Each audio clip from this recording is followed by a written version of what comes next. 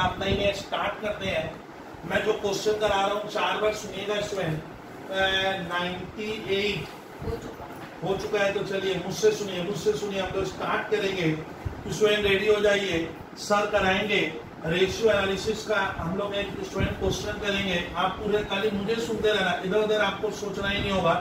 99 number हुआ था, चलिए होमवर्क बना है, चलिए चल अब सोचेंगे नहीं। क्लास नंबर 14 मैं लाइन से क्वेश्चन कराऊंगा, 3 मिनट से 99 नंबर स्टार्ट हो गया। सर 99 नंबर का आप लोग पेज लिखोगे, पेज 167। अब थोड़ा कृपया सर की बात सुनिए। 99 का क्वेश्चन 2 क्वेश्चन है। ये स्टूडेंट क्वेश्चन इस तरह से लिखा है, from following calculate operating profit. आप लोग जब तक फॉर्मूला को समझ के लर्न नहीं करोगे तो ये चैप्टर तब तक स्टैंडर्ड क्वालिटी का रहेगा। ऑपरेटिंग टीचर बोलता है क्या निकाल, ऑपरेटिंग प्रॉफिट रेशियो कैलकुलेट। हाँ, ऑपरेटिंग प्रॉफिट रेशियो, इसका फॉर्मूला बहुत इजी है। आपको तो मैंने टेक्निक इतनी बार बोली है कि आप टेक्निक को भी सर से सीखिए, खाली छापने से इतना बड़ा फॉर्मूला याद थोड़ी रहेगा। ऑपरेटिंग प्रॉफिट का मतलब होता है आपने मुनाफा क्या कमाया, कितने का सामान बेचकर। नीचे आएगा सेल्स आजकल वर्ड हट गया है, आजकल कंपनियों, एक कंपनी का चैप्टर है, कंपनियों में लिखा जा रहा है सर रेवेन्यू फ्रॉम ऑपरेशन। और सर ये प्रॉफिट परसेंट में कोई चीज लाते हैं तो इंटू 100 क्या जाता है, ये तो मालूम होगा। इसलिए इंटू 100 करने का वो हमारा आइटम सब परसेंट में आ जा रहा है। अब सुनिए सर लिखा हुआ है, आप जहाँ ऑपरेटिंग प्रॉफिट लो, मैं तो फंस गया सर, मैं देख रहा हूँ। आप सुनिए, इसमें ऑपरेटिंग प्रॉफिट निकालने का रास्ता नहीं दिया, क्वेश्चन में लिखा हुआ ऑपरेटिंग कॉस्ट दे दिया है। तब क्या करेंगे, जगह खाली रखकर विद्यार्थी सुनिए, आपको ऑपरेटिंग कॉस्ट दिया है तो मेरा इसीलिए सर ये क्वेश्चन देके मैं तब मैं क्या करूंगा, ऑपरेटिंग रेशियो निकालूंगा। प्रशांत ऑपरेटिंग रेशियो क्या होता है कि आप जो व्यवस्था, आप जो बिजनेस कर रहे हो उसको ऑपरेट करने का आपका खर्चा कितना लगता है, इसको ऑपरेट करने का बिजनेस, वो बिजनेस ऑपरेट के पीछे मेरा ऑपरेटिंग खर्चा क्या लग रहा है, 70% ना 80% ना 90 ना 99। Operating cost ratio, operating ratio क्या होता है, वो व्यवस्था जो चला रहा है वहां पे मुझे रेंट देना है, इलेक्ट्रिसिटी देना है, एडवर्टाइजमेंट का खर्चा करना है। तो ये जो आपके टोटल खर्च है, गुड्स के पीछे जो खर्च लगा वो होता है पूरी व्यवस्था चलाने का खर्चा। तो ऑपरेटिंग रेशियो ना इस सवाल में मुझे निकालना पड़ेगा। मांगा था ऑपरेटिंग प्रॉफिट, बट निकालेंगे ऑपरेटिंग रेशियो। फॉर्मूला देखिए, ऑपरेटिंग रेशियो का फॉर्मूला होता है कॉस्ट ऑफ गुड्स सोल्ड, जो सामान में बेचा वो कितने का था। और ऑपरेटिंग एक्सपेंस में बहुत बार बोला हूं स्टूडेंट, ऑपरेटिंग एक्सपेंस किसको कहते हैं, ऑफिस का खर्चा, सेलिंग का खर्चा, एडमिनिस्ट्रेशन का खर्चा, डिस्ट्रीब्यूशन का खर्चा, वो सब होता है। और नीचे लिखेंगे रेवेन्यू फ्रॉम ऑपरेशन। अब मजेदार कहानी देखो, थोड़ा सा लिख रहा हूं, आप ढंग से लिखना। अब मजेदार कहानी देखो सर, यहाँ पे मैंने देखा जो टीचर है, जो क्वेश्चन का सेटर है, वो बहुत स्मार्ट है। वो आपको ना operating cost of goods sold, operating expense नहीं देके वर्ड है ऑपरेटिंग कॉस्ट। ऑपरेटिंग कॉस्ट में होता है पूरा व्यवस्था ऑपरेट करने का, चलाने का मेरा कॉस्ट क्या है वो दिया है। ऑपरेटिंग कॉस्ट में दोनों रहते हैं, तो इन दोनों की जगह मैं क्या लिख सकता हूँ मालूम है, गर्ल से बोल पाएगी।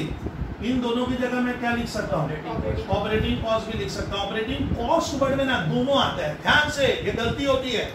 ये ऑपरेटिंग एक्सपेंस अलग है, कॉस्ट का मीनिंग होता है ये और ये दोनों, मैंने सामान का कीमत और उधर व्यवस्था चलाने के पीछे ऑफिस सेलिंग, ये दोनों इसमें आ जाते हैं। और नीचे रेवेन्यू फ्रॉम ऑपरेशन इनटू 100। और ध्यान दीजिएगा विद्यार्थी, अब ऑपरेटिंग कॉस्ट की मात्रा सवाल में 5-20 है। जो छात्र हमारे थोड़े पास निकाले 5,20,000 भाई, सेल्स है 6 लाख का, 6 लाख। कोई विद्यार्थी बताए भाई जो कर चुका, ये वाला ये लंबा चौड़ा आएगा। देखिए 5,20,000 बाई 6 लाख इंटू 100 ना ये 13.33 नहीं होगा, ये बहुत लंबा आएगा। ये निकालना है मुझे। हाँ बोल 86.67 होगा सर, बस ये। अब एक बात प्रशांत आप सुनिए, थोड़ा कंफ्यूजन में थे, इसका मतलब क्या कृपया समझना। मैं अगर बॉयज गर्ल्स सामान 100 रुपए में बेचूंगा, 100 में बेचेंगे तो मेरा व्यवस्था में मैंने बेचूंगा, उसमें 86 रुपीज और ये 67 पैसा मेरा क्या होगा, खर्च हो जा रहा है। आप तो ये चीज पकड़ना नहीं चाहते हो, इसीलिए सर थोड़ा मजा कम आएगा। देखो सेल्स 100 में कर रहा हूँ जिस सामान को, उसमें मेरा खर्चा लग रहा है 86 रुपीज या 67 पैसे मेरे खर्च में क्या हो गए, चले गए। हाथ में जो प्रॉफिट हो गया तो बहुत क्या होगा, कम होगा। तो इसीलिए अब मैं ऑपरेटिंग प्रॉफिट निकालूंगा। ऑपरेटिंग प्रॉफिट का फॉर्मूला मालूम है, एक ये वाला तो है ही है, ये वाला तो है ही है, नहीं तो एक फॉर्मूला और होता है, यहाँ पे ये और वाले लगेगा 100% minus operating ratio, 100% minus operating ratio. 100% का आप यहाँ 1 लिख सकते हो, क्या 1 मैंने भी तो 100% होता है, मैं 100% नहीं लिखा आपको समझाने के लिए। यहाँ 100% माइनस मेरा खर्च लगता है 86, तो हाथ में क्या बचेगा, वो जो बचा आपका मुनाफा हुआ 13 पॉइंट कितना आ रहा है गर्ल्स, 3% दिया होगा। ये बहुत अच्छा क्वेश्चन दिया, मैं देख रहा हूँ, अच्छा नॉलेज नहीं है तो आपको देखो ऑपरेटिंग प्रॉफिट निकालना है, लेकिन जिसने भी ये क्वेश्चन बनाया है वो ऑपरेटिंग कॉस्ट दे दिया है। तो जिसको ये मैंने क्या बोले नॉलेज नहीं है कि ऑपरेटिंग प्रॉफिट अगर इतना होगा, मतलब ऑपरेटिंग कॉस्ट आपका अगर इतना है, मैंने 100 रुपया में 86 रुपीज तेरा खर्चा हो जाता है, ऐसे सोच, तो हाथ में जो बचा वो प्रॉफिट है, वो है ऑपरेटिंग प्रॉफिट को ऐसे भी लिखते हैं, और दोनों ऐड करके 100% होता है, ये मैं बताया। नाउ बी, अब इसमें मैं देखा बी नंबर एक क्वेश्चन है इसमें जो बहुत ही बेहतरीन क्वेश्चन लग रहा है, कैलकुलेट ऑपरेटिंग प्रॉफिट रेशियो 99 का बी। अब लगे बी में, आप उसको ए लिख लेना, मैं यहाँ बी लिख के स्टार्ट करूंगा। पहले फॉर्मूला जितना लिखोगे उतना आपका बेनिफिट है। ऑपरेटिंग क्या मांगा है, एक बार प्रॉफिट मांगा है क्या, operating profit ratio is that, B number question है। ऑपरेटिंग प्रॉफिट रेशियो कोई छात्र बोले मुझे लर्न नहीं हो रहा है, तो वो ज्यादा प्रैक्टिस करेगा, ज्यादा वक्त देगा और अपनी भाषा में चीज समझाएगा। Operating profit by revenue from operation, ऐसे लिखो ऑपरेशन इनटू परसेंट में लाने के लिए 100। चलिए सर ऑपरेटिंग प्रॉफिट इस सवाल में निकलेगा क्या, हाँ ऑपरेटिंग प्रॉफिट किसको कहते हैं, देखो सेल्स दिया है और कॉस्ट ऑफ रेवेन्यू वगैरह दे दिया, हाँ सर इसमें ऑपरेटिंग प्रॉफिट निकल जाएगा। देखिए सर ऑपरेटिंग प्रॉफिट निकालने के लिए आप लोग या तो ट्रेडिंग पीरियड बना लेना, यहाँ मैं ऑपरेटिंग प्रॉफिट बता रहा हूँ। पहले इस क्वेश्चन में आपको ग्रॉस प्रॉफिट निकालना है। ग्रॉस प्रॉफिट का फॉर्मूला हमारे देश में क्या है, सेल्स, बोल पाओगे, हाँ क्योंकि ये चीजें ना ये बहुत कॉन्सेप्चुअल चैप्टर है ऐसे। तो सेल्स को कहते हैं रेवेन्यू फ्रॉम ऑपरेशन माइनस क्या लिखेंगे, cost of revenue from operation. ये तुम लोग समझ पा रहे हैं, ईमानदारी लाइए गर्ल्स। इसका मतलब होता है कि ग्रॉस प्रॉफिट किसको कहते हैं, आप रेवेन्यू फ्रॉम ऑपरेशन बने होता है सेल्स और उस सामान की लागत, तो वही तो क्या, मान लो मैं मार्कर पेन 20 रुपए में लाया तो वो उसका कॉस्ट है। कॉस्ट मतलब जिसको तुम बेचा वो आपके लिए 20 रुपए का, इधर 20 की दुकान बेचा 30 में, तो 30 यहाँ आ गया। तो फॉर्मूला बना सेल्स, इसको सेल्स कहते हैं। आज का नया वर्ड है revenue from operation, sales minus उस सामान की लागत, तो वो होता है ग्रॉस प्रॉफिट। तो मैंने देखा मेरे इस पेपर में रेवेन्यू फ्रॉम ऑपरेशन 6 लाख का दिया है, यानी सेल्स 6 लाख की और सामान की लागत है 4 लाख की, तो हाथ में क्या रह गया, 2 लाख को क्या नाम देना, ग्रॉस प्रॉफिट। सर ये ऑपरेटिंग प्रॉफिट मतलब ग्रॉस प्रॉफिट ना ये यहाँ छापोगे नहीं। अब ऑपरेटिंग प्रॉफिट वो होता है जो आप शुद्ध बिजनेस से कमा रहे हो, इधर उधर से जो पैसा कमाए, जैसे इधर उधर का मतलब होता है शेयर मार्केट से डिविडेंड मिल गया, रेंट कहीं से मैंने प्राप्त किया है, बैंक, तो वो पैसा ऑपरेटिंग प्रॉफिट तुम अपने मुख्य पैसे से, मेन बिजनेस से जो पैसा अर्न करते हो, आपका मुख्य वर्क है। जैसे बैंक का काम है लोन देकर इंटरेस्ट कमाना, वो बैंक के लिए ऑपरेटिंग प्रॉफिट है। रेस्टोरेंट आपको खाना खिलाकर पैसा लेता है, वो उसका ऑपरेटिंग प्रॉफिट होगा, क्योंकि उसका मेन वर्क है। मेरा काम है पढ़ाकर आपसे पैसा लेना, बस वो है ऑपरेटिंग प्रॉफिट टेक्निकल टर्म है। तो सर यहाँ पे ऑपरेटिंग प्रॉफिट का फॉर्मूला होगा जो ग्रॉस प्रॉफिट आया, इसमें हम ऑपरेटिंग इनकम क्या कर देंगे, ऐड करेंगे। अब सर यहाँ पे ऑपरेटिंग इनकम अब क्या बच गया भाई, पीएल में कुछ आता है ना, जैसे ऑपरेटिंग इनकम मतलब जो आपका सर मुख्य पैसे से आ रहा है वो, और इधर क्या लेस होगा, बोल पाओगे, हाँ कुछ बच्चे जबरदस्त, मैं देख रहा हूँ कॉन्सेप्ट क्लियर कर लिए। ऑपरेटिंग एक्सपेंस जैसे होता है भाई आप अपनी जगह का भाड़ा दोगे, तो रेंट एक ऑपरेटिंग खर्चा है। व्यवस्था चलाने को भैया ऑफिस का दुकान का रेंट नहीं देंगे क्या, वो ऑपरेटिंग है। मैं एक आइडिया दे रहा हूँ, स्टाफ को सैलरी देंगे तो सैलरी मेरा ऑपरेटिंग एक्सपेंस है। मुझे सेल्समैन को सैलरी देना ऑपरेटिंग खर्चा है। प्रिंटिंग का खर्चा आएगा, स्टेशनरी का खर्चा लगेगा, टेलीफोन बिल दे रहे हो, सारा ऑपरेटिंग होता है। ऑपरेटिंग मतलब एक्सपेंस मतलब जो व्यवस्था चल। लेकिन कुछ कुछ कभी हम ऐसे भी खर्च होंगे, जैसे कोई एसेट बेचे लॉस खा गए, तो लॉस होना ऑपरेटिंग एक्सपेंस नहीं माना जाएगा, वो व्यवस्था चला, वो इस साल हुआ, बार बार थोड़ी होगा। अब देखते हैं सर, ग्रॉस प्रॉफिट की मात्रा 2 लाख, 2 लाख, 2 लाख, 2 लाख। फिर हमारा डिस्काउंट रिसीव ऑपरेटिंग इनकम में लिखोगे। डिस्काउंट रिसीव की मात्रा कितनी हुई है भाई? डिस्काउंट रिसीव डाला, ये सर ऑपरेटिंग इनकम हो गया, हम लोग मानेंगे। क्यों बोलते हो? क्योंकि मुझे इसको पैसा देना है, सप्लायर को रोज देना पड़ता है, एवरी मंथ देना है। मेरे लाखों सप्लायर है जिनसे मैं उनको तो पैसा देना होगा, तो मुझे बीच बीच में क्या मिलता रहता है, तो माना जाएगा डिस्काउंट सर एक ऑपरेटिंग इनकम का पार्ट है। बिजनेस में ये सिलसिला डिस्काउंट रिसीव का क्या होगा, चलता रहेगा। ये आपका मुनाफा क्या कर दिया, बढ़ा देगा। और सेलिंग एक्सपेंस, सेलिंग एक्सपेंस में प्रोडक्ट बेचने में मेरा 60,000 लगा है, बस इंटरेस्ट नहीं आएगा। दादा ऑपरेटिंग एक्सपेंस में देखो एक इंटरेस्ट ऑन लोन है, एक इंटरेस्ट ऑन लोन है, वो क्या नहीं होगा भैया? इंटरेस्ट ऑन लोन खर्चा तो है, लेकिन वो कहीं माना जाता है ऑपरेटिंग कॉस्ट है, उसको फाइनेंशियल कॉस्ट कहते हैं। आप याद करो, interest on loan financial cost है। किसी से मैंने उधारी ली है, अब देखिए कितना आया, कितना आ रहा है, 1,90,000 हो गया भैया हमारा ऑपरेटिंग प्रॉफिट। भैया बहुत मेहनत करवाया है, सवाल लिखिए 1,90, ठीक है भाई। सेल्स कितने की थी? सेल्स 6 लाख बटा 6 लाख बाई 6 लाख इंटू 100। कीजिए कीजिए कीजिए, कोई विद्यार्थी घबराओ मत करो भाई, आप आंसर पे मत जाइए, बोलिए 31.67 आ रहा है।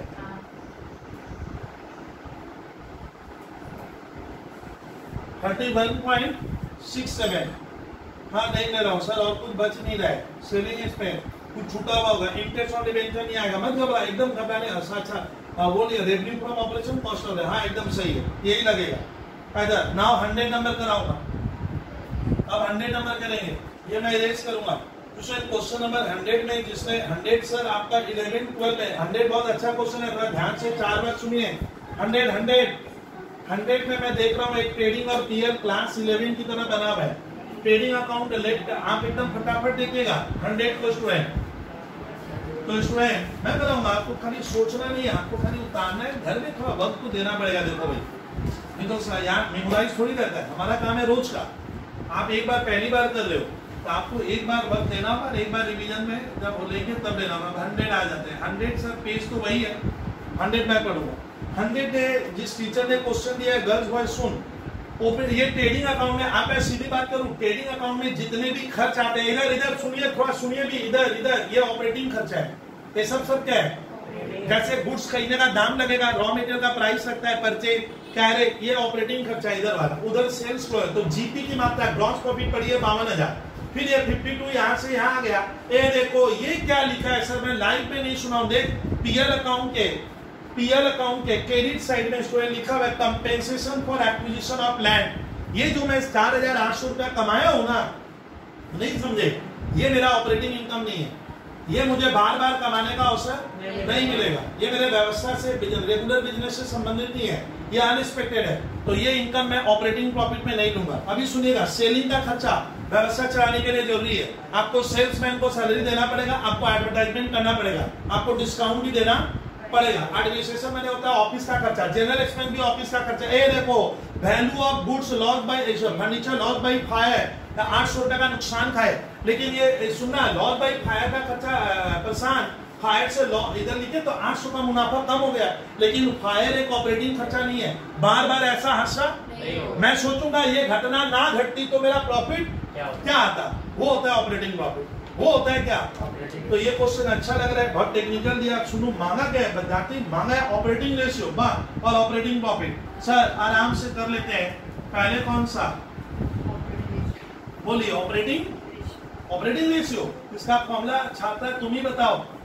Operating ratio, operating cost of goods ना, वो नहीं लिखे, लंबा वाला लिखेंगे, cost of goods sold plus, operating expense, क्योंकि यहाँ दोनों दिए है, कॉस्ट ऑफ गुड्स सोल्ड क्या होता है? मैं एक बार बहस को बोलते जाऊंगा, आप खाली सुनिएगा। Boys girls, cost of goods sold आगा क्या है? जो सामान मैं बेच रहा हूँ वो मेरे लिए कितने का पड़ा, कॉस्ट ऑफ गुड्स सोल्ड। इसके अलावा ऑफिस मेंटेन करने का, सेलिंग डिपार्टमेंट का, डिस्ट्रीब्यूशन डिपार्टमेंट, एक अलग अलग टीम है, उसका क्या है जो खर्चा लगा। ये भी व्यवस्था चलाने के लिए जरूरी है, सामान तो जरूरी है ही है। तो ये हो गया कॉस्ट ऑफ गुड्स सोल्ड, मैंने सामान की कीमत, और ये पीएल अकाउंट, तो ये दोनों मिलकर होता है, दोनों को मिलकर कहते हैं ऑपरेटिंग कॉस्ट। 1 मार्क्स में डब्ल्यूबी बोर्ड के बच्चों को पूछ देता ऑपरेटिंग कॉस्ट क्या होता है, तो ये दोनों क्या कर देना, कॉस्ट बढ़ेगा। कॉस्ट थोड़ा बड़ा होता है और एक्सपेंस उससे छोटा होता है, तब ये समझ गए, कॉस्ट में दोनों आ गया। और नीचे सेल्स, रेवेन्यू फ्रॉम ऑपरेशन, मतलब आप जो काम ऑपरेट कर रहे हो उससे आपने क्या प्राप्त किया, ये रेवेन्यू फ्रॉम ऑपरेशन। सेल्स कोई सर बोला गया। चलिए कहानी खत्म। Sir cost of goods sold में मैं खुद फंस गया हूं बनाने। कॉस्ट ऑफ गुड्स सोल्ड को अभी शॉर्ट में यहाँ Prashant Tiwari working note 1 cost of goods sold का एक शॉर्टकट वाला फॉर्मूला लिखूंगा। बोलिए तो कौन सा? हाँ, यहाँ पे ये सर सौदा फायदे का लग रहा है। सेल्स माइनस ग्रॉस प्रॉफिट हो सकता है। सेल्स मैंने 160 में बेचा, में वर्ड आएगा बेचा, और मैंने मुनाफा कमाया है 52,000, तो मेरा सामान के पीछे कॉस्ट क्या लगा था, कॉस्ट ऑफ गुड्स सोल्ड 1,08,000। क्या निकल गया 1 वर्ड में, cost of goods sold. Ready कीजिए, रेडी कीजिए, रेडी कीजिए, कॉस्ट ऑफ गुड्स सोल्ड। अब आ रहा है सर ऑपरेटिंग एक्सपेंस। ये मैं ले लूंगा अपने गर्ल्स अग्रवाल से। अग्रवाल, ऑपरेटिंग एक्सपेंस कृपया तुम इस सवाल का ढूंढ कर बता देगी। सर ऑपरेटिंग एक्सपेंस के भीतर या तहत उसके भीतर क्या क्या आने वाला है, बोलिए। तो सेलिंग एंड हाँ बोलिए girl they S and D. आज पहली बार एस एंड डी में शॉर्ट में लिख दिया। एस एंड डी का मतलब सेलिंग का खर्चा, बिकवाने गए तो क्या खर्चा लगा, पहुंचाने का क्या खर्चा लगता है उसको कहते हैं डिस्ट्रीब्यूशन। तो selling and distribution expense 4,000। S and D भैया आप इतना तो समझ लीजिए, मैथ है आपके पास। Administration expense, AD expense, administration मतलब ऑफिस का खर्चा, मोटी बात कर दिया हूं मैं। ऑफिस का खर्चा 22,800। इसके अलावा एक क्या बोला है, जनरल एक्सपेंस, एक तरह का ऑफिस का ही खर्चा होता है, कितना है, और वो नहीं लेंगे, वो खर्चे में नहीं आएगा, ये व्यवस्था चलाने का खर्चा। बस जोड़िए गर्ल्स, 22 और 4 26, 26 और 1 27, 28, 28,000। कहानी ऊपर आ गए। ऊपर में कॉस्ट ऑफ गुड्स सोल्ड 1,08,000। धीरे धीरे चलाओ, चलिए आपको लगा तो फास्ट हो गया। प्लस ऑपरेटिंग एक्सपेंस की मात्रा है 28,000। ऐसे एक तो लाइन लग जाएगी। रेवेन्यू फ्रॉम ऑपरेशन मैंने सेल्स, ट्रेडिंग अकाउंट में जाइए, ट्रेडिंग अकाउंट में जाइए और सेल्स वहां से 1,60,000 गुना 100, फिगर परसेंट में रिफ्लेक्ट हो गया। कितना ना करके लोगों करके बोलिए, 85% आया है ना। हाँ सर, आज मैं एक छात्रा गर्ल्स तेरे से पूछूंगी डब्ल्यूबी बोर्ड की, सर ये ऑपरेटिंग रेशियो 85% का मैं जानकर क्या करूंगी सर, हमारा क्या फायदा। अगर कोई कंपनी का डायरेक्टर कहता है हमारा ऑपरेटिंग रेशियो 85% है, सर ये हमको तो कुछ, हम तो रट्टा लगा के चले गए थे। तो ऑपरेटिंग, हाँ इसका ऐसे बोल कि वो कहना चाह रहे हैं कि अगर वो अपना सामान 100 में बेच रहा है, कंपनी का डायरेक्टर 100 रुपए में बेचता है, तो 85 रुपीज मेरा खर्चे में चला जा रहा है, खर्च में निकल जाता है। ऑपरेट करने का खर्चा, अपने आप को बचाने का खर्चा, तो वो उसमें 85% जा रहा है। यानी हर 100 रुपए में क्या हो रहा है, 85 रुपीज मेरा खर्च होता है। उसको परसेंट में मेरा, तो परसेंट क्या होता है, पर 100 में होता है। परसेंट में होता है एवरी 100, आप लिख लो एवरी 100 में। कहने का मतलब सर ऐसे कैसे बोल देते हैं, ऐसे बोलते हैं। परसेंट में होता है एवरी 100, तो एवरी 100 में मेरा 85 रुपया व्यवस्था चलाने का ऑपरेटिंग कॉस्ट लग जा रहा है। कहाँ पे बचेगा क्या, वही 15 प्रॉफिट है, वही सर वो 15 प्रॉफिट है जो मैं बिजनेस कर रहा हूँ उस लालच में, वो है ऑपरेटिंग प्रॉफिट। तो ऑपरेटिंग प्रॉफिट के लिए इस बार मैं पहली बार मेहनत नहीं करूंगा। ऑपरेटिंग प्रॉफिट का हम सीधा शॉर्टकट वाला फॉर्मूला लगा देंगे जो पूरक होता है, जो एक दूसरे पे डिपेंड है। अब ऑपरेटिंग प्रॉफिट रेशियो, छात्र बोला सर वो फॉर्मूला ऑपरेटिंग प्रॉफिट लिखे ना, जरूरी नहीं है। क्या कर 100 माइनस क्या, ऑपरेट, ये पहले फॉर्मूला लिखिए, ऑपरेटिंग रेशियो, रेशियो हो गया सर 100% माइनस यानी हाथ में क्या बचता है। अब मान ले मैंने मजाक में कोई छाछ से पूछ देता हूँ कि भैया समझाया करो आप लोग, तब मजा नहीं आ रहा है। मैं रिटायरमेंट एकदम समझा कर कराऊंगा। ढाका ऑपरेटिंग प्रॉफिट कोई कह रहा है 15%, इसका मतलब क्या हुआ कि अगर मैं सामान प्रोडक्ट अपनी सर्विस 100 रुपए में देता हूँ तो मेरे को 85 लग जाता है। तो मैं तो इसकी बात क्या 15 रुपया बच रहा है, यानी ऑपरेटिंग प्रॉफिट इसका 15% है, लेकिन ये नेट प्रॉफिट के बराबर नहीं है। ठीक है, अब दोनों जोड़ के क्या होता है, ऐड करके कितनी बार चलाया, ऐड करोगे तो क्या होगा 100%, यानी इसका ऑपरेटिंग खर्चा थोड़ा ज्यादा ही लग रहा है सर। ऑपरेटिंग मैंने क्या, व्यवसाय चलाने के पीछे 100 रुपए में 85 रुपए का आपका सामान का दाम होता है, और ऑफिस या एडमिनिस्ट्रेशन मेंटेन करने में आपका 85 रुपया वहीं चला गया, फिर भी कुछ तो बचा। यही तो सर, इसी के लिए तो बिजनेस करते हैं कि ये होना चाहिए। अगर ऑपरेटिंग प्रॉफिट बहुत डाउन है तो माना जाएगा आपका व्यवस्था के पीछे ऑपरेटिंग खर्चा बहुत ज्यादा है, बहुत ज्यादा होता है ना। किसी का रेंट ज्यादा लग रहा है, इलेक्ट्रिसिटी ज्यादा लग रहा है, सैलरी में ज्यादा खर्च लग रहा है। ये अभी कुछ कंपनियों का कोरोना पीरियड में एक दिन नहीं बता रहा था कि ऑपरेटिंग रेशियो बढ़ गया है क्योंकि काम हो नहीं रहा है, बट स्टाफ को मुझे 20,000 50,000 तनख्वाह देना है। अब कितना महीने तक झेलेंगे आप सोचिए कि स्कूल में 50 टीचर है, अगर एवरेज में 20,000 रुपया भी देता हूँ तो एक सर उनको क्या करना है, मुझे 10 लाख की सैलरी देना है। तो स्कूल वाले को क्या लग रहा है कि भैया अभी थोड़ा पीरियड खराब चल रहा है, हम दे पाएंगे नहीं दे पाएंगे, तो उनका ऑपरेटिंग कॉस्ट उस समय क्या हो जा रहा है, बढ़ जा रहा है। हो सकता है कि जो पार्ट टाइमर टीचर उनको हटा दे, बोला ना अभी जरूरत नहीं है, बाद में देखेंगे। मैं ऐसे ही बताया। तो ऑपरेटिंग रेशियो आपका जितना ज्यादा होता है, अगर ये पोर्शन जितना ज्यादा है, मतलब माना जाता है कि आपका गुड्स के पीछे और व्यवस्था चलाने के पीछे ऑफिस का सेलिंग का ये खर्चा आपका 85% खा लेगा, और इसको गिरा दोगे तो मुनाफा बढ़ते चला जाएगा। यानी एक घटता है तो दूसरा क्या होगा, बढ़ेगा। और घटने का मतलब आपकी एफिशिएंसी और आपका ऑपरेशनल वर्क तब अच्छा हो रहा है। यानी ऑपरेटिंग रेशियो 85 का 82% कर ले रहा हूँ, मेरा 3% प्रॉफिट क्या होगा, बढ़ जाएगा। तो सर हर बिजनेसमैन चाहेगा उसका ऑपरेटिंग रेशियो को वो क्या करेगा, कंट्रोल करना चाहता है। अभी हम सुने कि कोरोना पीरियड में आप सुने हो कि सर इतनी करोड़ नौकरी बोल रहे हैं, रिसर्चर लोग जा सकते हैं, इतना इंडस्ट्री छोटा कारोबार ठप होगा। उसका कारण क्या है कि वो ऑपरेटिंग रेशियो को झेल नहीं पाएगा। कब तक चलेंगे सर, भाड़ा 20,000 25,000 रुपया, लाख रुपया भाड़ा है, जगह में शोरूम बनाया था, अब ग्राहक है नहीं, तो वो भाड़ा कब तक दूंगा। तो इसका क्या हो रहा है, आपका ऑपरेटिंग रेशियो का आपको कंट्रोल करके रखना है, इसको गिराएंगे तो मुनाफा बढ़ेगा, ये ध्यान रखना। और इसमें ये खर्चा के ऊपर हमारा लगाम लगना, गुड्स का दाम तो देखिए जो लगेगा वो लगेगा, लेकिन मैं इसको कुछ हद तक क्या कर सकता हूँ, कंट्रोल कर सकता हूँ। कहानी इस तरह की थी। अब अर्निंग पर शेयर बहुत खतरनाक है बच्चे, मैं पूरा पढ़ाकर मुझे एक्सपीरियंस यही कहता है कि हमारे बीकॉम 3rd ईयर के छात्र, सीए इंटर के छात्र भी अर्निंग पर शेयर का फॉर्मूला सर लिखवा लिया, चलो बनाते, चलो चार्ट को सवाल बना रहे ना, बहुत टफ है। अगर घुमा के देगा तो कुछ छात्र अर्निंग पर शेयर का फिगर निकाल नहीं पाते। तो अर्निंग पर शेयर का मेरा क्वेश्चन है, मैथ का स्टूडेंट, मैं एक आसान क्वेश्चन कराऊंगा, मजा आना चाहिए, समझ में भी आना चाहिए। 101 नंबर क्वेश्चन करेंगे। क्वेश्चन नंबर 101, रिकॉर्डिंग कृपया थोड़ा देख लो ना, चल रहा है ना, बीच में थोड़ा सा डिस्टर्ब कर रहे हैं। चलिए इस बार देखिए, आज स्टूडेंट, आज मैं बताऊंगा कि हमारी गवर्नमेंट कैसे चलती है। देखिए मजेदार कुछ चीजें सिखा दूं सर। मालूम है स्टूडेंट, गवर्नमेंट का कमाई का जरिया एक चैप्टर होता है पब्लिक रेवेन्यू। मैंने बताया था आपको कि गवर्नमेंट का कमाने का जरिया क्या है। सर गवर्नमेंट चलती कैसे है, इतना लंबा चौड़ा खर्च है। आपको एक सिंपल वर्ड लगाओ कि एक चैप्टर होता है इकोनॉमिक्स में पब्लिक फाइनेंस और पब्लिक रेवेन्यू। पब्लिक यहाँ पे गवर्नमेंट को बोला गया। तो सर गवर्नमेंट अपना रेवेन्यू कहां से लाता है, सर गवर्नमेंट के पास आमदनी का जरिया कहां है, सवाल ये बनता है।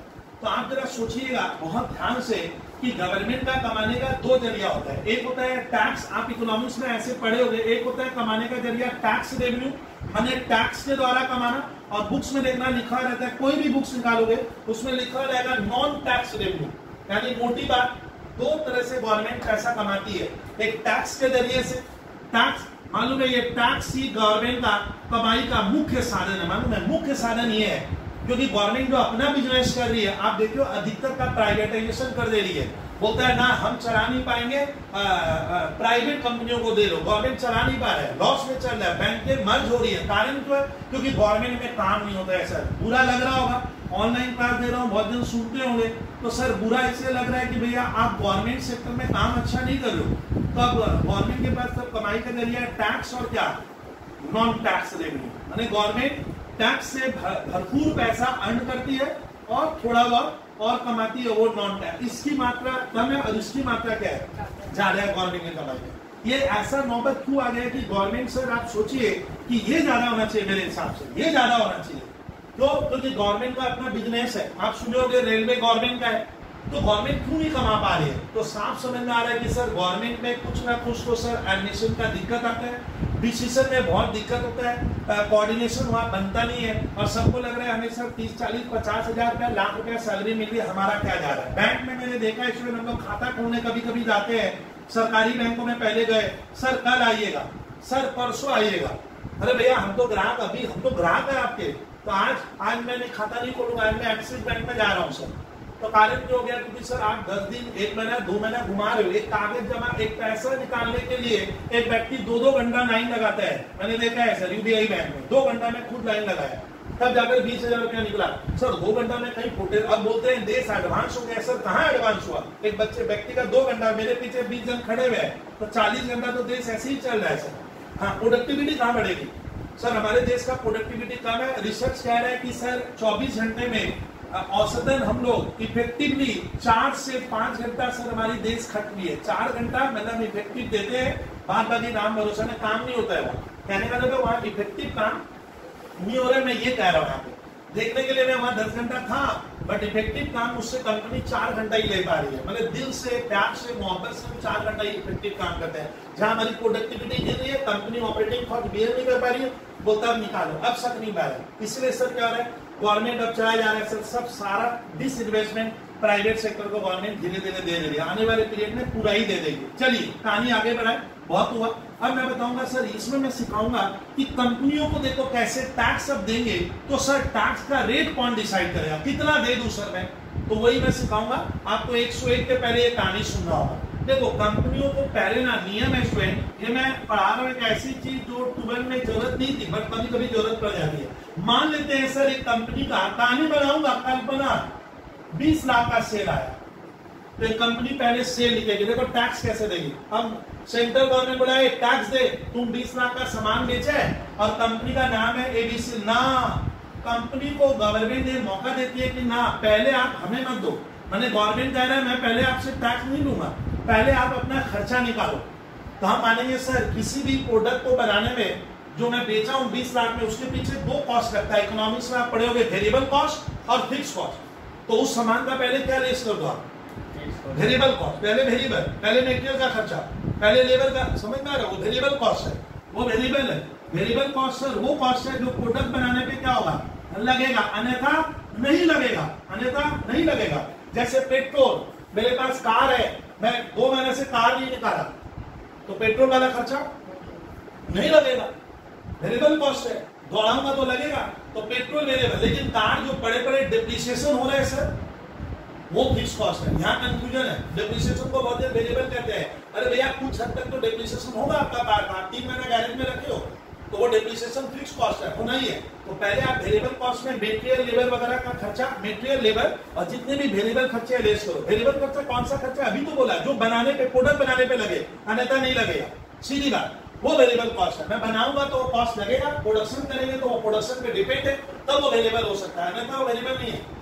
कि इतना समझ, जैसे मैं पढ़ाऊंगा तब ना मेरा मार्कर पेन का खर्चा या इंक का खर्चा आएगा, तो इंक का खर्चा मेरी क्लास पे डिपेंड है। सर क्लास लिए ही नहीं तो वेरिएबल कॉस्ट नहीं लगेगा।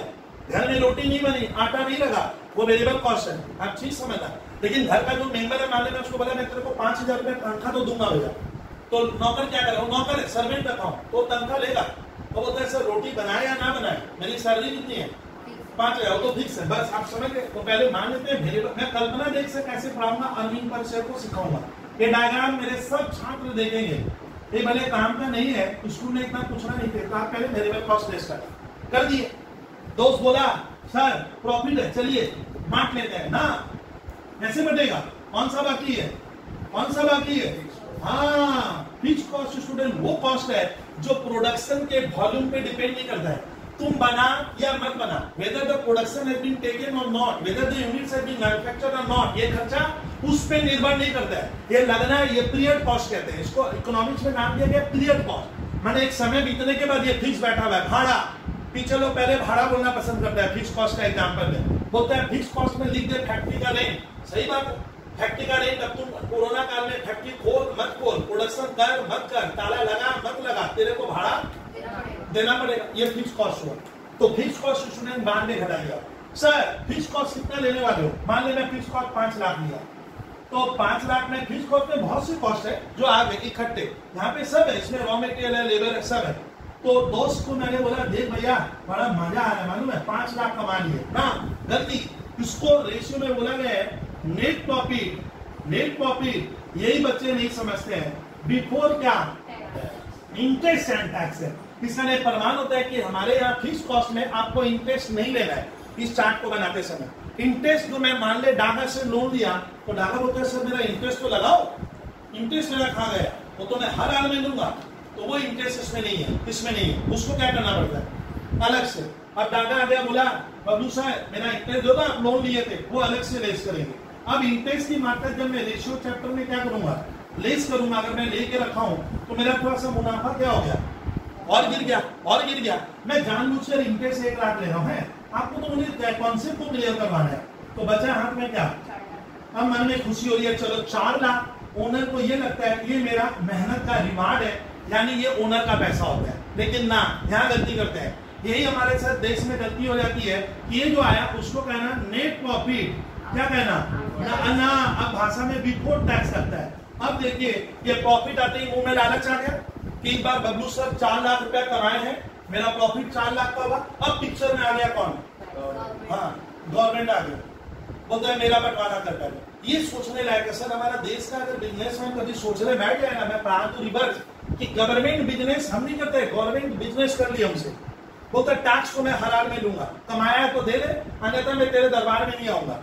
बोलता है लॉस होगा तो मेरे बहुत खुश हुआ, हमारा गवर्नमेंट तो अच्छा कर रहा है, बोलता है लॉस होने पे आए नहीं आपके पास, हाँ लॉस होने पे नहीं लगता है। लेकिन मेरा क्या कहना है, अगर प्रॉफिट होने पे टैक्स लगता है तो प्रॉफिट के समय हम गवर्नमेंट को मदद किए तो मैं गवर्नमेंट को टैक्स दे दूंगा, तो मुझे टैक्स देना होगा। लेकिन मेरा कहना है मान लीजिए किसी साल लॉस खाएंगे तो गवर्नमेंट आएगा, एक तुम उस साल दिया था है, तुम बहुत अच्छा इंसान है, इस साल थोड़ा हमसे ले ले, तो यहाँ बिजनेसमैन चौपट हो जाता है। तो बिजनेसमैन को ये सपोर्ट नहीं मिलता है, ध्यान रखिएगा। लॉस में हो तो भैया आपको गवर्नमेंट बोलता है मैं टैक्स नहीं दूंगा, लेकिन प्रॉफिट के समय जो तुम टैक्स दिया था वो तेरे को क्या नहीं होगा वापस, तो गेम कौन खेल लेता है, गवर्नमेंट हमेशा प्रॉफिट कराएगा। गवर्नमेंट बोलता है लाभ टैक्स, जब टैक्स कितना देंगे, स्कूल में टैक्स आपको रेशियो में परसेंटेज में देगा, जो उस दिन मैं समझा नहीं पा रहा था, कभी भी अमाउंट में नहीं देगा, लिखा रहेगा income tax rate of the company is 30%। इसका मतलब आपको बोला है टैक्स कितना दे दीजिएगा।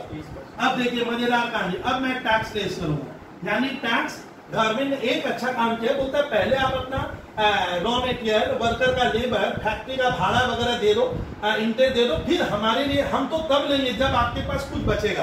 तो एक अच्छा काम किया गवर्नमेंट, लॉस में बोलता है मैं कुछ नहीं लूंगा, लेकिन प्रॉफिट हुआ तो हमें दीजिए, तो पहले हम बंटवारा इनको करते हैं, यानी प्रॉफिट में पहला क्या होता है हक गवर्नमेंट ले लेते हैं। ये सोचने लायक है। सवाल में लिखा है 30%, ये जो मैं अगले दिन आज आपको नहीं सिखा पा रहा था, आज पक्का सिखा लूंगा। 30% को लेकर विद्यार्थियों को रेशियो में डाउट हो जाता है, जो इकोनॉमिक ढंग से नहीं पता 30% किसका करना पड़ता है, तो सिंपल वर्ड है 30% इसका नहीं लगता है, हमेशा किसका, इसका जो बचा हुआ प्रॉफिट है, इसमें सरकार बोला मेरा 30% तुम हिस्सा कर दे, फिर आपको जो करना है कीजिए। गवर्नमेंट बोलता तेरा मत कर, मेरा 30 कर दे हिस्सा, इसी को कहते हैं प्रोविजन फॉर टैक्स। तो मेरे को मेरा दोस्त का 30% पहले अलग कर दे, नहीं तो जेल जाएगा तुम, बोला ऐसा करना पड़ेगा, हाँ करना पड़ेगा। अब देखो जैसे ही वॉइड गर्ल्स मैं 30% लेस करूंगा तो मेरा बचा हुआ हिस्सा क्या हो गया, कम हो गया, कम हो गया और कम हो गया। तो अब मैं देख मजेदार कहानी जो आप लोग सीखना नहीं चाहते हो, यही गलती करते हो, इसको प्रॉफिट आफ्टर टैक्स कहते हैं।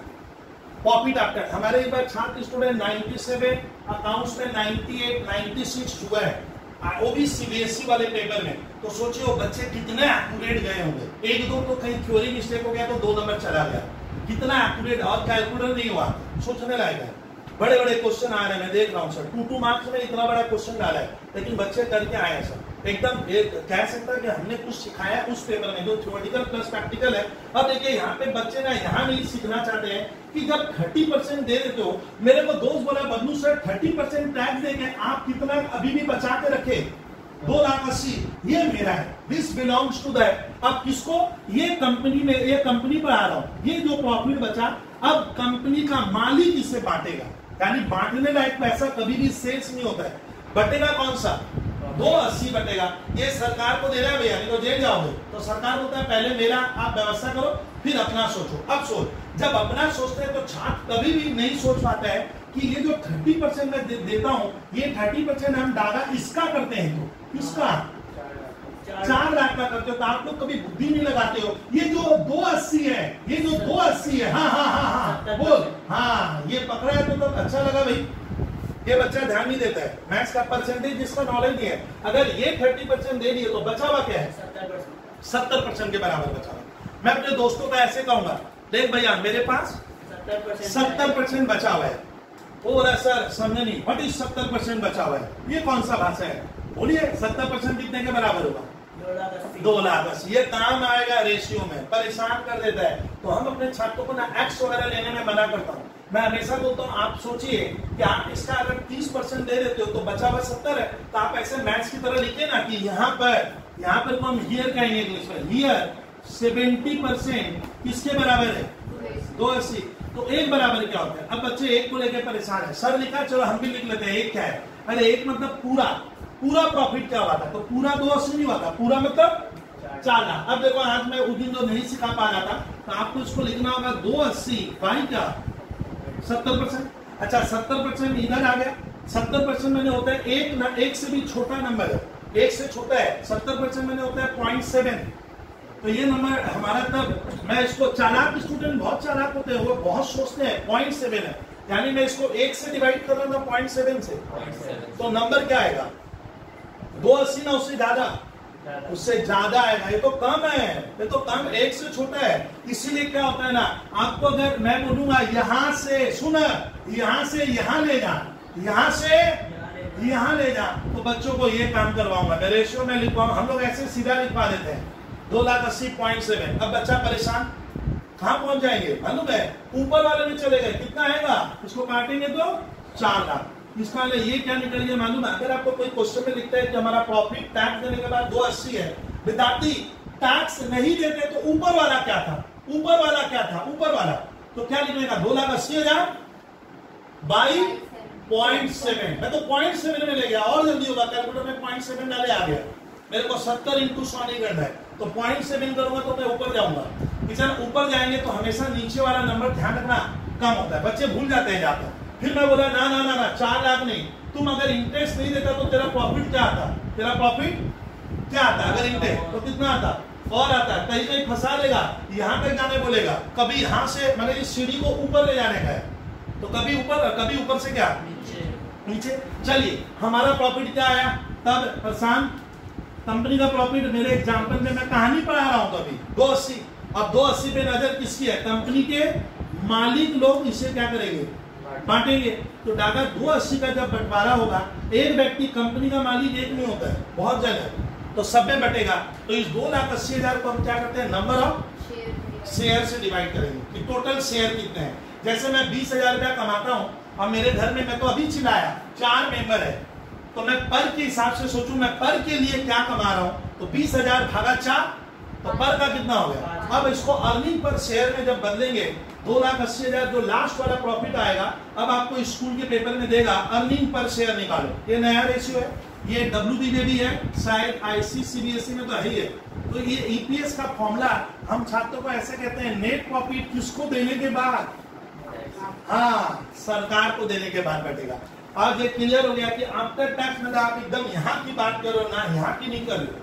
तो नेट प्रॉफिट आफ्टर टैक्स। अच्छा, अब ये जब प्रॉफिट बांटेगा ना, बस एक लाख चीज सोचने लायक है कि जब मैं प्रॉफिट कंपनी का बांट रहा हूँ, 2,80,000 का प्रॉफिट किसको मिलेगा?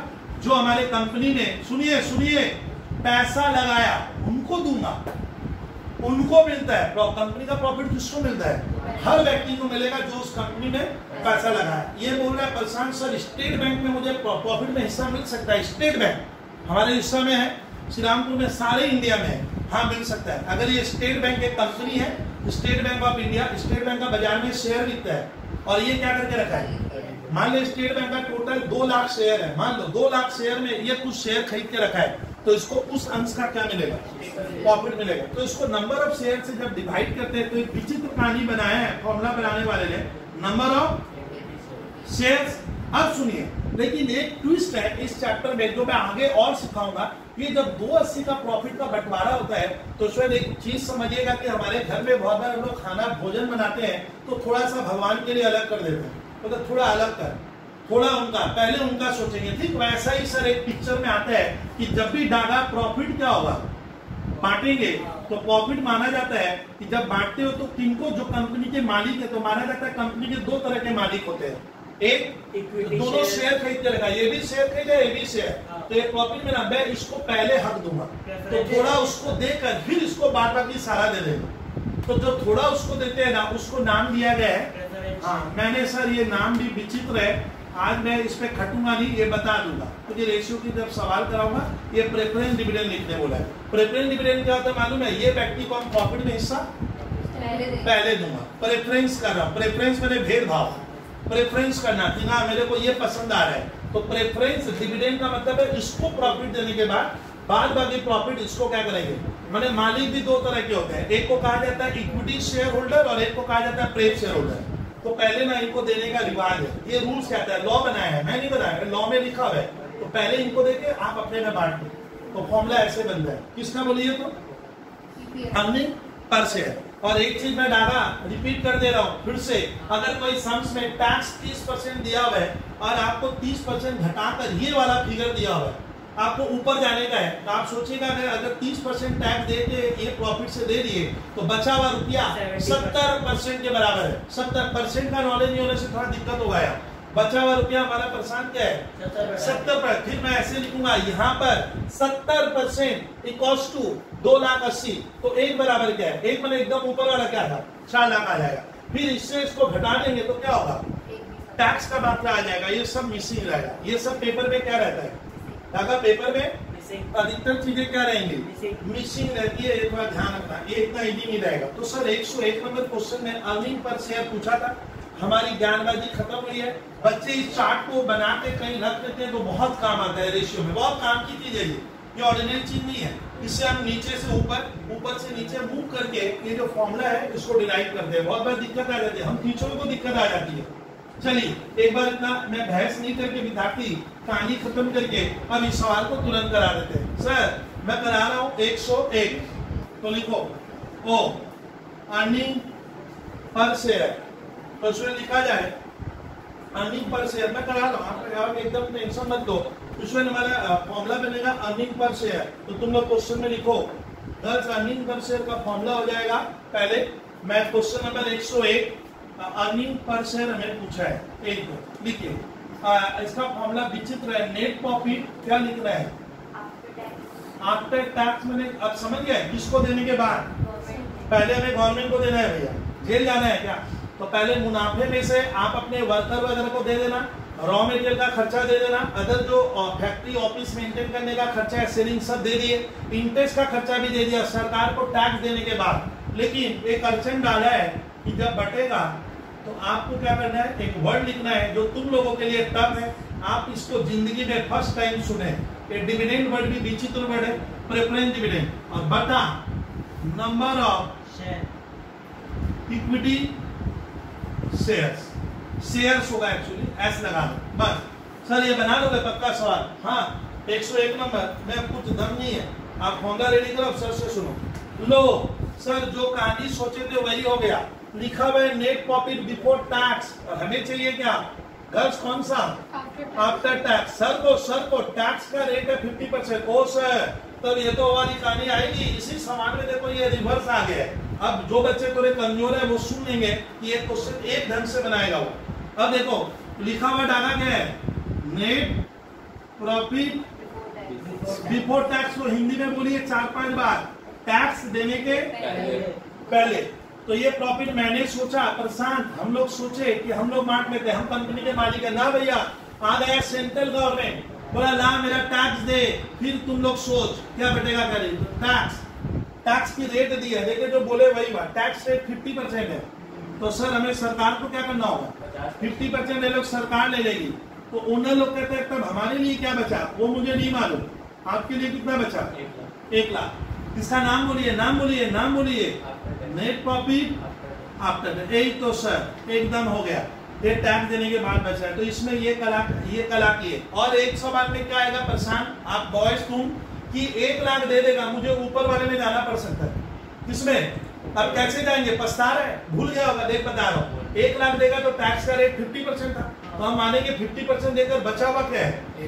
50%। हिंदी में लिखोगे ऐसे, यहाँ पर 50% 1 लाख के बराबर है, तो एक क्या था? ऊपर वाला आ जाएगा 2 लाख। तो कभी कभी मैं यहाँ से यहाँ जाऊंगा, कभी कभी यहाँ से यहाँ, हो गया। अब देखिए तो प्रेफ शेयर आ गया है, तो प्रेफरेंस डिविडेंड कैसे निकालेंगे? सर वो जो प्रेफरेंस डिविडेंड है उसको मैं वर्किंग में कराऊंगा।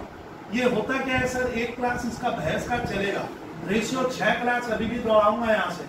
तो प्रेफरेंस डिविडेंड क्या होता है? एक तो कैपिटल, देखो प्रेफ शेयर का कैपिटल है, वो लोग जो व्यक्ति लोग है ना, वो जो प्रेफ शेयर खरीदा वो 2 लाख रुपया लगाया है, और उनको कंपनी ने वादा किया जो 10% देके तो लिखा हुआ है 10% उनको देना पड़ेगा। मैंने ये कैपिटल है, उस पर वो 10% लेगा, यानी प्रशांत उन्हें मुझे 20,000 इनको भी देना पड़ता है। जैसे नहीं बोले घर में खाना बना तो पहले हम कुछ थोड़ा सा भगवान के नाम से, श्रद्धा के नाम से अलग कर दिए, एक कहानी बता प्रोविजन उनको पहले, फिर अपना सोच रहे हैं, वैसी कहानी यहाँ पे दिखा रहे कि पहले इनको देना होगा। अब कहानी बनाइए, नेट प्रॉफिट आफ्टर टैक्स, बोलिए 1 लाख इधर, हाँ माइनस 20,000 सही लग रहा है, सही लग रहा है एकदम परफेक्ट। ये वाला 10 ये कैसे निकालना है, तुम लोग सवाल नहीं देखेगी ना तो फंस जाएगी। ये कैपिटल दिया हुआ है वहाँ पे, देखिए 2 लाख था कैपिटल, और यहाँ पे तो परसेंटेज का रेट है, और परसेंटेज मैंने उनको मैंने बोला है, जो व्यक्ति ये पैसा लगाया उसको मैं बोला है भैया 10% मिलेगा तेरे को, वो अपनी कैपिटल का 10% उसको पहले देंगे, तो उसको पहले देंगे, फिर बचा हुआ प्रॉफिट हो गया। नंबर ऑफ इक्विटी शेयर कैसे आएगा? देखिए लिखा हुआ इक्विटी शेयर ऑफ ₹10, तो एक जगह बनाइए नंबर ऑफ इक्विटी शेयर। मैं जब आपको शेयर चैप्टर लूंगा तो गारंटी है आप उस समय बहुत इजी लगेगा ये chapter. Number of equity share, देखिए इक्विटी शेयर का कैपिटल 2 लाख है, लागा कितने का है, और एक शेयर का दाम क्या है? 10 रुपया। एक तो शेयर है, मैंने कुल शेयर को कितने हुए, how many shares are there? 20,000 share. एक शेयर का दाम 10 रुपया। सुन, टोटल 2 लाख रुपया का कैपिटल है इन लोगों का, और एक शेयर नंबर ना, शेयर नंबर में मिलता है 1 2 3 4, एक शेयर 10 का है, तो 2 लाख में कितने शेयर है? 20,000 शेयर से उसको डिवाइड करना पड़ेगा। तो ये तुम लोगों के लिए थोड़ा भारी भरकम सवाल था मेरी नजर में, बच्चों के लिए, क्योंकि ये 11-12 के लिए टफ पड़ जाता है, सिलेबस में है तो हमें पढ़ाना पड़ता है भैया। क्या आ गया? प्लीज क्या वो, और इसको मैं अगले क्लास में बहुत ही बेहतर तरीके से और क्लियर कर दूंगा। 2-3 लाख तो ये ईपीएस देते इतना मेहनत था, ये 4 नंबर 2 नंबर में देते हैं। फॉर्मूला देख लो, अर्निंग पर शेयर का, पहले सरकार को टैक्स दीजिएगा, ये रट्टा लगा लीजिएगा, समझ धीरे धीरे। और नंबर ऑफ EQ मतलब इक्विटी है, EQ UY है, मैंने पूरा नहीं लिखा, शेयर आप समझ जाओगे, धीरे धीरे कर देगा, हो गया कहानी खत्म। अर्निंग पर शेयर ₹4 आपको मार्क्स मिलेगा, अन्यथा नहीं मिलेगा। ये कितना नंबर की है भाई? हाँ 101। अभी सर है, अभी करवा रहे हैं, घबराइए मत।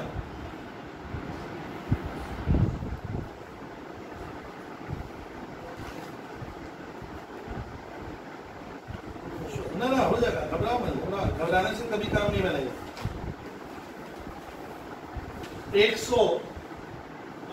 102 नंबर में स्टूडेंट हमारा एक साथ मकसद फुलफिल हो जाएगा। उसमें अर्निंग पर शेयर है 102 में, प्राइस अर्निंग रेशियो मैं करवा दूंगा, आप उसको प्रैक्टिस करते करते कर लेना। और डिविडेंड पर शेयर सर दिया तो है, अब सिलेबस अच्छा छोड़िए, बहस नहीं करके मैं ये सवाल टोटल 3 और 2 5 मैंने 5 मिनट्स में मैं बनवा दूंगा, क्योंकि इस बार इतना बोलना नहीं, छाप लिए होगे।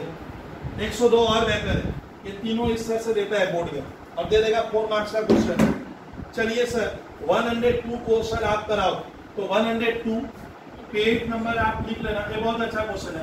102 पेज नंबर 167 ही देख पा रहा हूँ, और मोस्ट इंपॉर्टेंट क्वेश्चन लग रहा है, इसमें एक साथ सर सब होगा। अब देखो अर्निंग पर शेयर, मुझे परेशान जरा फॉर्मूला बोलिए, फॉर्मूला नेट प्रॉफिट क्या देने के बाद, पहले हिस्सा हम सरकार को देंगे आफ्टर टैक्स, वो पहले गवर्नमेंट को उस मुनाफा से आप टैक्स का घटाने के बाद, टैक्स को घटाने के बाद आपके पास क्या बचा, माइनस। ये भाषा टफ है आप लोगों के लिए, ये डिविडेंड का चक्कर मैं सिखा दूंगा, मैं डिटेल में इतना बता या बोला नहीं। DIVIDEND डिविडेंड, प्रेफरेंस डिविडेंड बटा नंबर ऑफ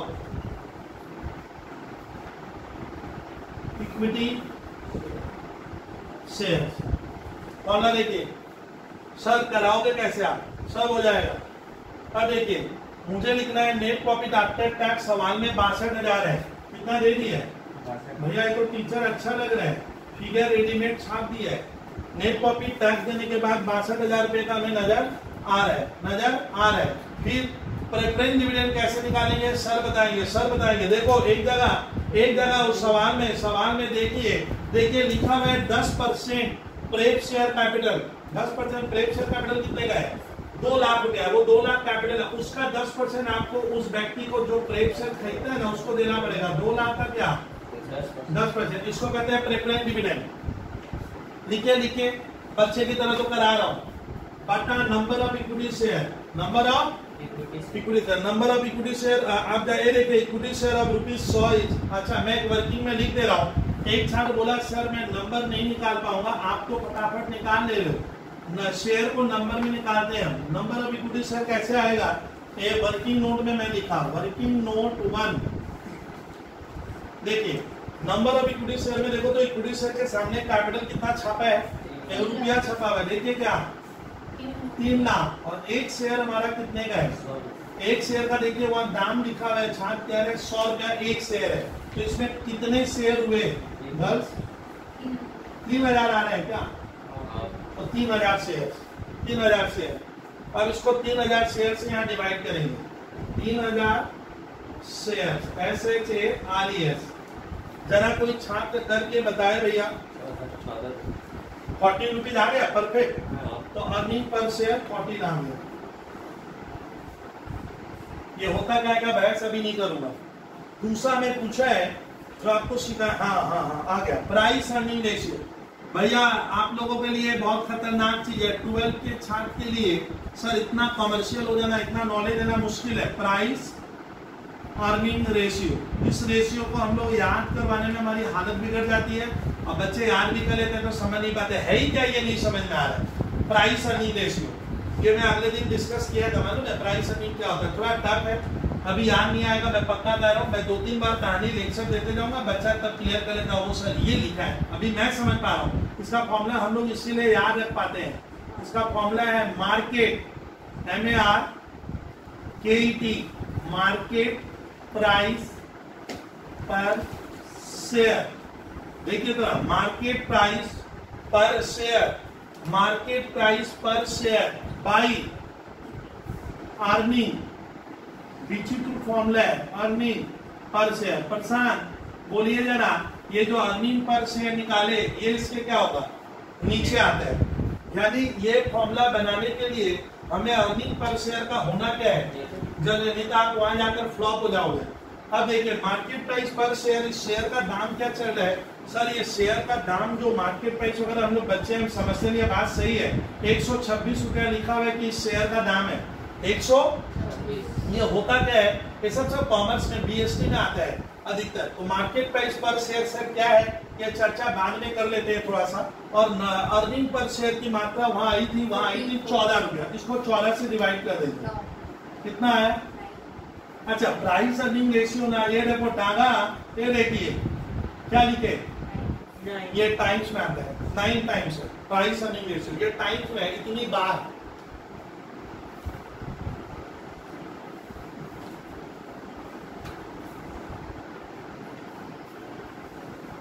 अब तुम लोग को ऐसा क्वेश्चन दे दिया कि क्या बोले जिसने बनाया, बोलता है इक्विटी डिविडेंड पेड का फिगर बताओ। ठीक है वो भी हो जाए, जब दिया है तो करवा दूंगा, कोई बड़ी बात नहीं है। आप पहले यहाँ तक ध्यान दो, ये फॉर्मूला रटो अभी। मार्केट प्राइस पर share by earning per share, इसको कहते हैं प्राइस अर्निंग रेशियो। ये कहानी मैं बाद में एक्सप्लेन कर दूंगा कि सर ये है क्या। 9 टाइम्स का बहुत ये समझ गए ना, तो शायद इससे शेयर मार्केट को क्लियर करने में बहुत कॉन्सेप्ट क्लियर मदद मिलती है। प्राइस अर्निंग रेशियो बहुत पावरफुल चीज है और हर व्यक्ति के बस का नहीं होता है। समझना ही क्या है कि सर ये बोला क्या है। चलिए फिर स्टूडेंट लिखा है इक्विटी डिविडेंड पेड। ये जरा हम लोग का लास्ट पार्ट करें सवाल का। सी पार्ट में है क्वेश्चन जिसने बनाया है, बहुत ही सर सोच के बनाया है उस टीचर ने। बोलता है इक्विटी क्या डिविडेंड पेड का रुपया बताओ। ये सर ये डिविडेंड हम बच्चे समझ नहीं पा रहे। ठीक है, मैं समझ पा रहा हूँ, बात सही है, आप लिखो खाली इक्विटी डिविडेंड। इसके लिए आपको कहानी बता रहा हूं, आपको सबसे पहले लिखना पड़ेगा नेट प्रॉफिट। एक तो दिया हुआ था, क्या बोलिए तो कौन सा था, माने क्या गवर्नमेंट को टैक्स देने के बाद कितना मुनाफा हमने कमाया था, बोलिए बोलिए कोई छान देखे भाई, ताकि भाई यही तो 62,000 रुपये हमने मुनाफा कमाया। क्या देने के बाद बोलिए, इसमें से क्या क्या दे दिया। अभी आप लोग को इतना बका क्यों था, इसमें मेरा फिक्स कॉस्ट क्या है, घट गया है। सामान बनाने का वेरिएबल कॉस्ट घट गया, इंटरेस्ट घटा दिया, यहाँ तक कि सरकार को डाला टैक्स भी दे दिया। हाँ, वेरी गुड आंसर। तो सर ये प्रॉफिट कौन लेगा, इसके ऊपर लालच किसका आ रहा है, तो ये लेगा। पहले हम देंगे प्रेप डिविडेंड। कौन सा, बोले नहीं, हम लोग खाना बनाते हैं तो सर भगवान को थोड़ा सा अर्पण करते हैं, उस तरह कहानी है। प्रेप शेयरहोल्डर को पहले ही मिलता है। अगर सवाल में एक वर्ड आएगा, आपके लिए अभी पहाड़ है, मैं समझ पा रहा हूँ, लेकिन वो हो जाएगा, ऐसी कोई बात नहीं है। प्रेफरेंस डिविडेंड ये लिखना है, तो कैपिटल देगा। देखिए तो कितना, अरे तो सर 2 लाख रुपया का कैपिटल दिखा रहे हैं। प्रेफरेंस कैपिटल होता है, वो एक्चुअली है क्या, वो अभी नहीं समझोगे आप। इंटू 10% आएगा 20,000। तो देने के बाद क्या बचा, क्या बचा, सॉरी 42,000। घर समझी, बोल तो घर, ये प्रॉफिट जो बचा हुआ है अभी भी, इस पे नजर किसकी है, यही प्रॉफिट इक्विटी शेयर होल्डर को मिलता है। माना जाता है मार्केट में इंडिया में 2 तरह का शेयर बिकता है as per law, equity share, preference share बिकते हैं। ये जो शेयर मार्केट में जो शेयर खरीदते हैं, रिलायंस का, बाटा का, वो सब इक्विटी शेयर है। और एक प्रेप शेयर होता है। ये प्रेप शेयर को देने के बाद ये जो प्रॉफिट अभी भी बच गया, इसको कहना है, आप सिखा रहा हूं, आप सीखिए ना, नेट प्रॉफिट। इसका एक वर्ड है अवेलेबल, मैंने बचा हुआ है, किसके लिए, तो किसमें बटेगा, डाला ये भाषा लिखना और तब आपके लिए इक्विटी शेयर होल्डर। इसको बहुत से स्टूडेंट कहते हैं एनपीईएस, नेट प्रॉफिट अवेलेबल, एनपीएईएस लिख देना।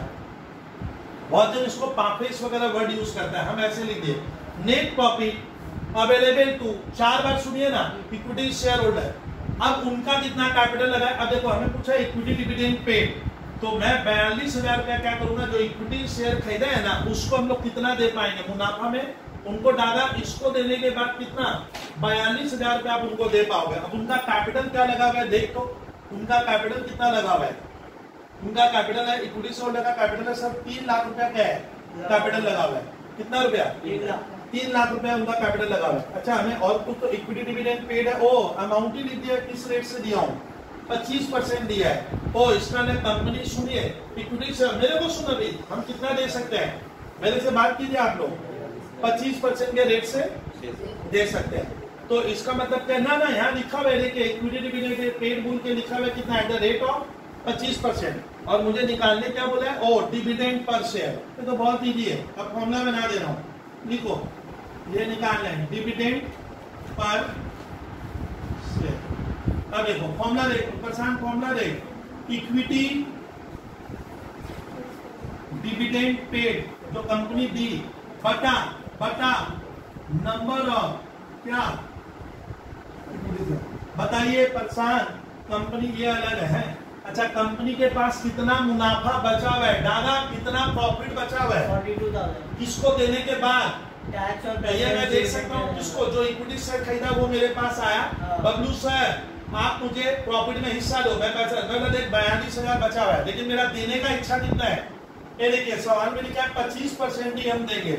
इसलिए मैं उसको देख भैया मैं पूरा प्रॉफिट नहीं दूंगा, लिखा हुआ इक्विटी डिविडेंड पेड कितना हुआ है, कंपनी का डायरेक्टर पैसा 25% दिया, यानी मैं इतना रुपया दे सकता था, बट मैं दिया कितना मालूम है, दिया 42,000 का, क्या किया 25% ही हम दिए। इस सवाल में ये लिखा हुआ है। तो डिविडेंड पे, और नंबर ऑफ इक्विटी शेयर कितना आया था, कहीं निकाले थे, अरे नंबर ऑफ इक्विटी शेयर तो पहले निकलवा दिया हूँ। अच्छा मैं देख ले रहा हूँ, नंबर ऑफ इक्विटी शेयर है 30,000, कितना है डाला 3,000, 100 से डिवाइड हुआ था क्या, हाँ सॉरी, बस आंसर आ गया, घबराइए मत। अब डिविडेंड कितना दिया, लिखो 42,000 का 25% करो, पूरा नहीं दिया है, डायरेक्टर बोलता मैं पूरा नहीं दूंगा, 25% नहीं दूंगा, अरे कर 4,200, 4,200 और 2,100, 84 और 2,100 कितना हुआ, 10,500 आ रहा है शायद, और भाई 3,000, करो करो भाई। अब 2 दिन चेक कर लेगा हमारे छात्र मिलकर, करो करो गर्ल्स बॉयज बताओ भाई कितना आया? हाँ अरे भला मत, ये सही है एकदम। रुपीज वो परसेंटेज आंसर में दे दिया था। तो equity dividend paid, dividend per share आएगा, हम लोग 3.50 करके पेड किया, डिविडेंड पर शेयर पेड लिख दो।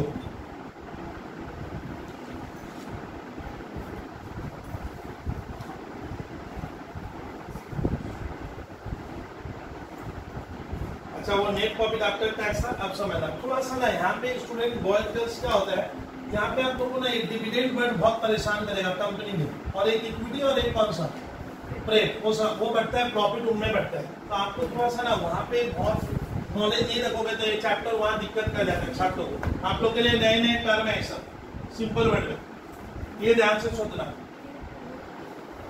तो देखो पहले यहाँ तक 102 नंबर तक हम लोग क्या किए, 103 नंबर में मान लो 103 नंबर में ना एक्चुअली निकालना क्या होगा, ये लिखा हुआ नहीं है, फिर भी मैं बता दूंगा। 103 नंबर में लिखा हुआ नहीं है। अब हम लोग का खाली बचेगा रिटर्न ऑन कैपिटल एम्प्लॉय। पहले आप इसको नोट करो, पहले इतना समझो, और मैं आपको रेशियो हम लोग जो पढ़ते हैं बॉयज गर्ल्स ध्यान रखना, वो किसका पढ़ते हैं, कंपनी का चैप्टर में पढ़ा रहा हूँ। कंपनी थोड़ा अलग होता है ना, कंपनी का कॉन्सेप्ट अलग है। कंपनी भी बिजनेस करती है, हम भी बिजनेस करते हैं, बट कंपनी शेप में ये सब रेशियो तो देख रहे हैं। डिविडेंड वर्ड कंपनी के लिए आता है।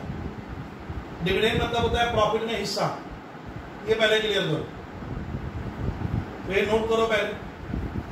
हाँ अच्छा, हम लोग डिविडेंड कितना दिए थे मालूम है? मेरे पास प्रॉफिट तो इतना है, लेकिन डायरेक्टर कहता है मेरा मन कितना देने का है, तो मैं डिविडेंड 25% दे दिया हूँ। तो मैंने वही लिखा है कि इक्विटी डिविडेंड पेड, मैं लिखा हूँ डिविडेंड पर शेयर पेड निकाला हूँ, यानी हम लोग एक शेयर का 3.5 रुपया करके दिए हैं, ये मैं क्लियर कर रहा हूँ। और डिविडेंड का शेयर का दाम कितना था,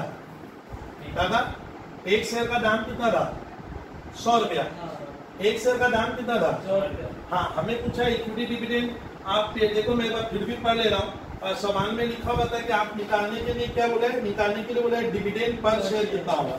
तो भैया डिविडेंड पर शेयर हम लोग दिए हैं कितना रुपए करके दिए, हाँ 3.5 करके हिसाब हो रहा है। आप इसको हाँ ये मैं कहीं गलती नहीं किया, बस मैं ये देख रहे हैं, ये फिगर 62,000, तो हम लोग 3.5 रुपया करके डिविडेंड पेड किए हैं, जबकि चाहते तो कितना दे सकते थे, हाँ 42,000 रुपए का मुनाफा था, और ये बढ़ना चाहिए कितने में, 3,000 शेयर में। अगर 3,000 शेयर से बांटेंगे तो दादा कहानी तो समझ क्या होगा, तब हम लोग डिविडेंड कितना देते, 14 रुपया। बट डायरेक्टर खाली बोलता है मैं 25% ही प्रॉफिट बांटूंगा, इसका पूरा नहीं बांटा वो। तो बस इधर मैं कहानी ऐसे ही बता रहा हूँ कि ये हो गया मेरा, मैं चाहता तो 42,000 रुपया देता 3,000 शेयर होल्डरों के बीच में शेयर्स में, तो 14 रुपया करके एक बंदे को क्या होता मिलता। आप चीज को समझना, 14 रुपया करके एक बंदे को क्या होगा मिलेगा। अगर समझ में आ रहा है क्या बोल रहा हूँ, वो चीज समझ लेना।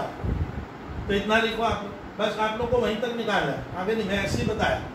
अब आ रहा है कि एक चीज आज लास्ट में आज एक डिस्कस कर दूंगा, आपको बस ये ध्यान रखना कि स्टूडेंट जो मार्केट में हम लोग कंपनी देखते हैं, कंपनी हम पहचानते कैसे हैं कि सर ये कंपनी है। मैं तो कोचिंग सेंटर में पढ़ा रहा हूँ दादा, मेरा नाम है कोचिंग सेंटर का SCC क्लासेस दिए, तो तुम बोलेगा अपने घर में निकलते समय पापा मैं कंपनी में जा रहा हूँ, तो SCC क्लासेस क्या नहीं है, मैं कंपनी नहीं हूँ।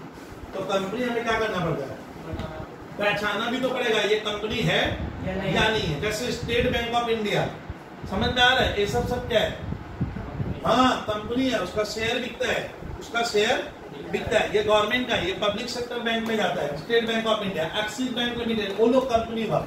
जैसे यहाँ पे है कंपनी है, बाटा लिमिटेड क्या है, कंपनी है। तो आपको थोड़ा ध्यान से ना दिक्कत कर जाएगा कि सर मैं कंपनी पढ़ा रहा हूँ, और कंपनियों में स्टूडेंट क्या होता है मालूम है, अगर कंपनी का मालिक कौन है, ये विचित्र विषय है। कोचिंग सेंटर का मालिक बबलू भैया है, मैं मालिक हूँ, प्रॉफिट मेरा, कैपिटल मेरा, ब्रेन मेरा, दिमाग मेरा, रिस्क मेरा, जो करना है मैं करूँ, मैनेजमेंट मेरा, व्यवस्था मेरी। आप पढ़ते हो सोल प्रोप्राइटरशिप। लेकिन कंपनियों में क्या होता है स्टूडेंट, जो व्यक्ति पैसा लगाते हैं ना, कंपनियों में भी तो कैपिटल लगेगी। मेरे क्लासेस में मैं पैसा लगाया, मैं तो कैपिटल मैंने दिया, बट कंपनी की कैपिटल मालूम है किससे ली जाती है दादा, पब्लिक से। पब्लिक कैपिटल देता है, इसीलिए प्रॉफिट भी क्या होगा, पब्लिक। लेकिन कौन, जो वो कैपिटल दिया उसको ना, सबको थोड़ी दूंगा। और जो कैपिटल देगा डायरेक्टर, कंपनी का एक व्यवस्था होता है मैनेजमेंट, वो जब ये डायरेक्टर लोग क्या करेगा, इसको क्या करेगा, वो कैपिटल के बदले इनको शेयर्स दिया जाता है। शेयर, जैसे मैं अभी तो बोल रहा था, मेरे को कोचिंग सेंटर का शेयर मैं अपनी वाइफ को एक दिया, मैं 2 बनाया, मैं गवर्नमेंट को बोला मेरे कंपनी के 2 शेयर है, एक मैं वाइफ को दे रहा हूँ, एक मैं रख रहा हूँ, तो मेरे 2 शेयर हुए। मैं चाहता तो कितना कर सकता था, 3 शेयर। मैं अपने लड़के को एक दे दिया, 3 हो गया। मैं अपनी लड़की को एक दिया तो क्या हुआ, 4 शेयर करवा सकता हूँ। अब शेयर देना क्या है, ये जो कंपनियां शेयर देती है ना, तो शेयर मिलना भी भाग्य का विषय है, शेयर मिलता नहीं है जल्दी से। तो ये लोग मान लेंगे इस कंपनी का क्या करके रखा है, शेयर खरीदा है, पैसा लगाया है, तो ये लोग मालिक होते हैं, इनको कहते हैं मालिक। दे आर द मालिक या ओनर ऑफ दिस कंपनी। और रियल वर्ड होता है क्या, शेयर होल्डर, यानी ये कंपनी का मालिक होता है जो कैपिटल लगाएगा और जिसको प्रॉफिट में हिस्सा मिलेगा, उसको कहा जाता है एक्चुअली शेयर होल्डर। यानी रिलायंस का मैं अभी चिल्ला रहा था, मैं रिलायंस का शेयर खरीदा हूँ, रिलायंस इंडस्ट्री है, तो मैं रिलायंस का क्या माना जाऊंगा, शेयर होल्डर हूँ। लड़का मुझे पूछे पापा आप शेयर खरीद के क्या किए, वहां 20-30 हजार रुपया दे दिए, 10 तो शेयर लिया, कुछ समझ में नहीं आ रहा क्या कर रहे हो, 20,000 रुपया हमारे मुकेश अंबानी को क्यों देने गए आप।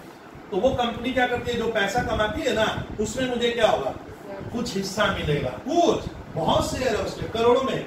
मेरे पास तो मामूली 10 तो शेयर है, वो तो तब तो मैं 5,000 करोड़ का मालिक हो जाता। एक मामूली रकम मेरे घर में क्या हुआ आएगा, वो होता है प्रॉफिट। तो इसका मतलब जब आप शेयर खरीदोगे कंपनी को, अगर डागा क्या हो जाए, प्रॉफिट होता है, तो वो प्रॉफिट इन लोगों को डायरेक्टर क्या करेगा, जो शेयर खरीदा उनके बीच में बटेगा। तो हमेशा हम लोग शेयर होल्डर ना हमेशा सोचते हैं मुझे क्या मिल रहा है एक शेयर का। मेरी वाइफ पूछती है आप रिलायंस का तो 12 शेयर खरीदे, एक शेयर का दाम है 2200 रुपया, समझा रहा हूं अभी। तो मैं 2200 रुपया लगाया, तो मेरी वाइफ तो पूछेगी कि 2200 लगाकर आपको प्रॉफिट में